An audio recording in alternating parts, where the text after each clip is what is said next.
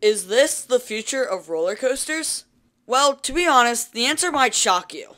But before we get into that, in case you're unfamiliar, a theme park in Saudi Arabia will be adding the very first S&S Axis coaster. This coaster model was announced back in 2019, and all of us have been dying for one of these to be built since. And we finally have the first one of its kind to be built at an actual park. And let me just tell you, this coaster looks absolutely insane. Like, this is taking the Mach spinning coaster to the next level. And those head choppers have to be absolutely crazy.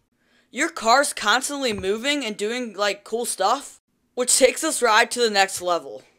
I'm definitely confident that this will be a huge hit for the park. Now, I know this is definitely a smaller version of the S&S Axis coaster on your screen right now, but then again, most models don't start off really big or crazy.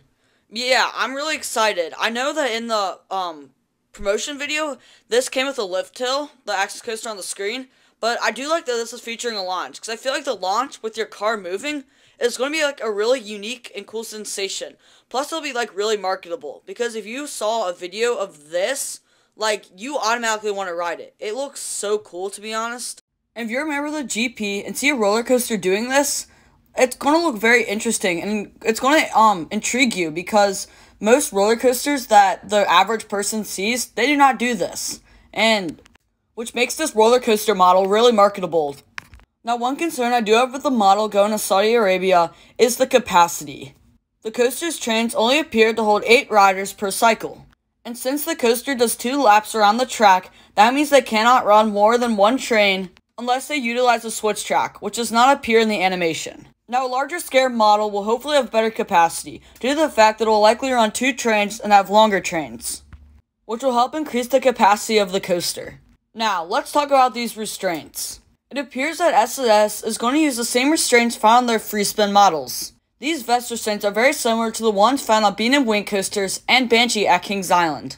I do find the B&M vest restraints more comfortable than the S&S ones, but the S&S vest restraints aren't bad, they're okay. Now, another concern I have from the operational standpoint is the reliability of this attraction. This coaster type does seem to have a lot of moving parts, and the more moving parts a coaster has, the more likely it is to be unreliable. For example, take Hagrid's Magical Creatures Motorbike Adventure at Universal's Islands of Adventure. This coaster features not 1, not 2, not 3, but 7 launches. Yes, you heard me right, 7 launches. Now, the Axis coaster obviously doesn't feature 7 launches, but still, with Hagrid's featuring 7 launches, this means a lot of moving parts for the coaster's central computer to maintain. And Hagrid's is known for being a little bit of an unreliable coaster. It often goes down multiple times a day. With the Axis coaster's swinging cars that will likely have to be regulated by multiple sensors, so like an LSM launch is, there's a high chance that one of the sensors triggers an error pretty often. Now, keep in mind, even if one of the hundreds of thousands of sensors on a coaster throws an error, then the ride cannot operate. The coaster normally has to be reset, or the problem has to be looked at by a maintenance worker. This could result in a lot of downtime for the Axis coaster, especially given that it's definitely a newer model, and there's still probably a lot of kinks that S&S has to work out before it can operate efficiently. Now, is the S&S Axis coaster automatically going to be known as an unreliable ride? Well, maybe not. There's a chance that S&S has designed the coaster trains to limit downtime.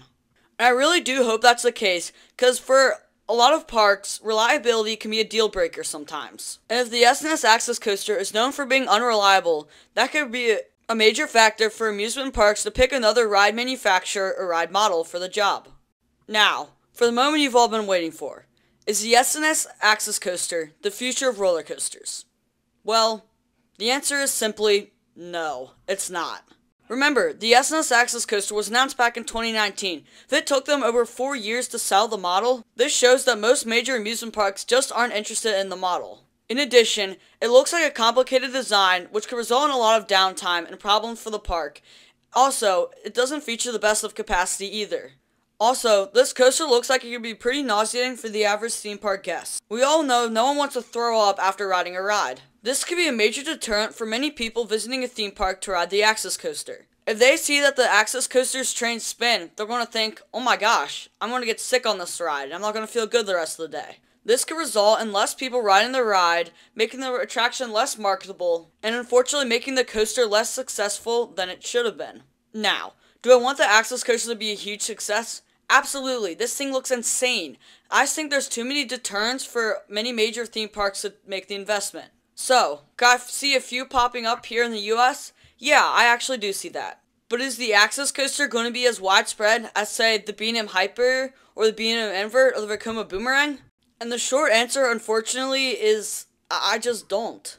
I just feel like there are just too many factors that would make major amusement parks go for something else. I feel like the ride design could be a little bit limited by the trains. I feel like all this kind of culminates into just a coaster that won't sell as good as everyone hoped.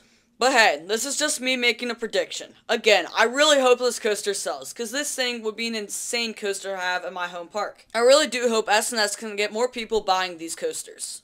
So, Cedar Point, I found your next coaster model. You can even break some records on it. Sounds great, right?